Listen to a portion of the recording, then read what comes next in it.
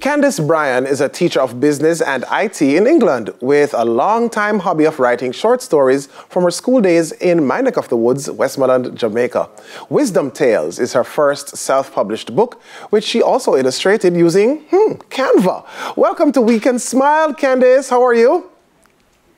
Hi, I'm good. How are you? I'm great. I'm absolutely thrilled to speak with you for a number of reasons. I mean, one, we're both from the same neck of the woods. Two, we both use Canva, right? But also, I'm a lover of children's books, actually. Right? My children aren't so young anymore. They're 11 and 15. But let's get right down into Wisdom Tales. And what inspired you to pen this work? So, I have a number of inspirations for this one teeny tiny book. During the pandemic, I found myself missing my grandparents a lot, especially my grandmother.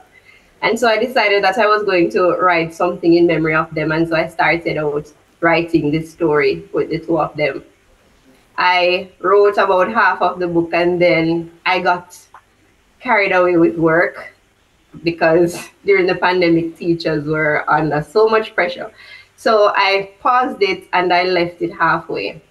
Fast forward now, being here in England, and I'm working at a school where some of the students there, they have Jamaican parentage.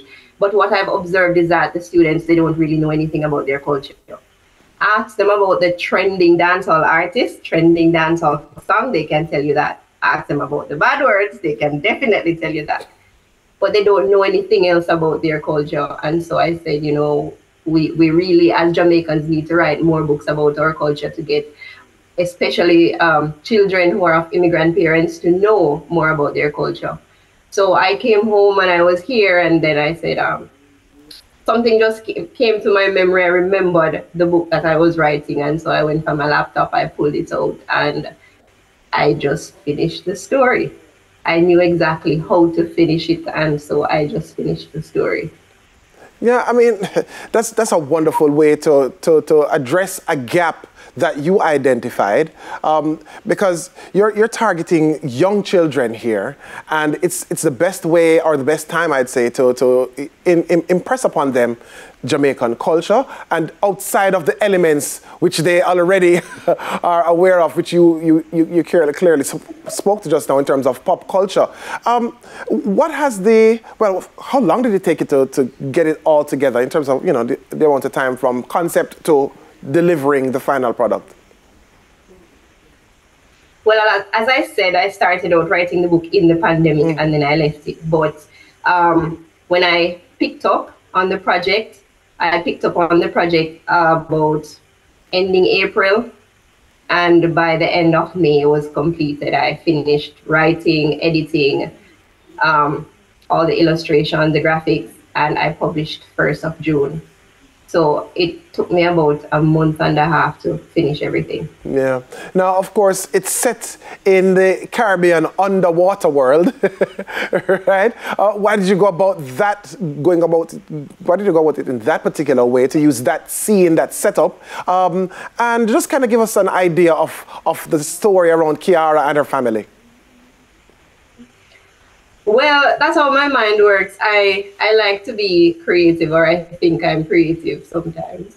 That's how my mind works. But I'm like, everybody knows, all the tourists know Jamaica about sun, sea, and sand. Whenever you ask a tourist about Jamaica, they tell you sun, sea, and sand, and then jerk chicken and reggae. So right. I said, what better way to capitalize on it? Let's just use the sun, sea, and sand. Yes.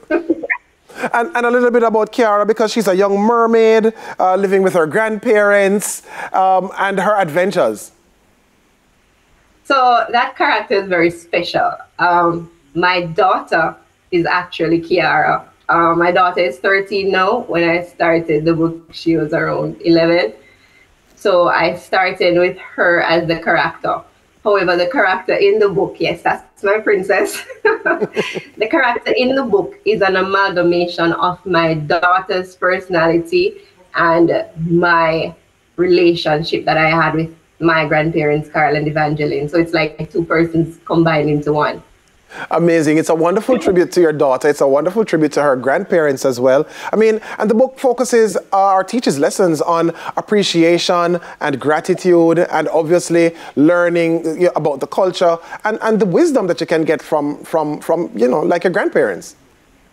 Right. So that's why I gave the grandparents in the book, their last name is Wisdom. That's not my grandparents' last name, but I use that name because of the play on words, so to speak, wisdom tales, tales about that give you wisdom. So that's why I use that name. Yeah. So you're teaching business and IT in England. I mean, it's interesting that you would have gone the route of a children's book. But now that you've penned this one, what's next for you? Are you going to continue doing, is it going to be a series? Are you going to be doing more work? Just share a little bit about the next steps. Well, the plan is to do a whole series on Jamaican proverbs. So this book is well, the title is right there, right? Wanty can get no wanty, and it's supposed to teach kids about valuing what they have, because there are some persons out there who would, you know, do anything to have what they have, and a lot of kids, they don't value what they have because they don't see it as anything much. But when they realize that a lot of other persons have way less than them, then they'll value it. So I'm trying to teach all the Jamaican proverbs that we've learned growing up. I'm actually halfway through the second book, which is Every Mickle Make a Muckle. Right. And then I have a list of the other proverbs that I want to bring about in story form. Yeah. Now, this book isn't just a story, is it? Now, why is that?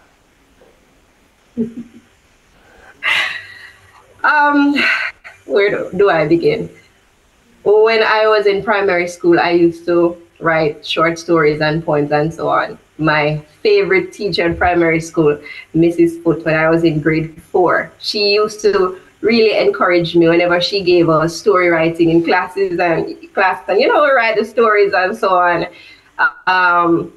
She would always ask me to read my story to the rest of the class, and it used to motivate me so much. You know, I used to feel good that, oh wow, my story is so good, a teacher wants me to read in front of the class.